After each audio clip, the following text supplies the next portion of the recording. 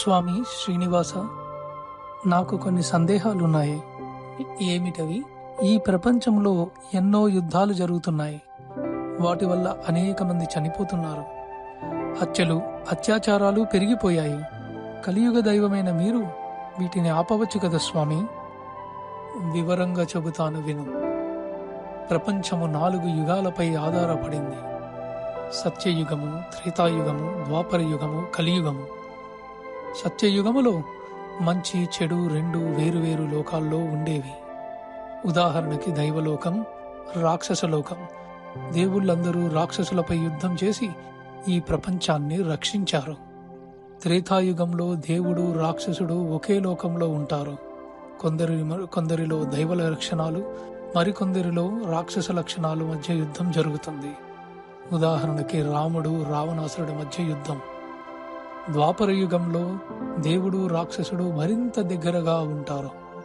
అంటే ఒకే కుటుంబంలో దైవ లక్షణాలు, రాక్షస లక్షణాలు ఉంటాయి. వీరి మధ్య యుద్ధం జరుగుతుంది. ఉదాహరణకి మహాభారతం, పాండవులకి కౌరవులకి మధ్య జరిగిన యుద్ధం.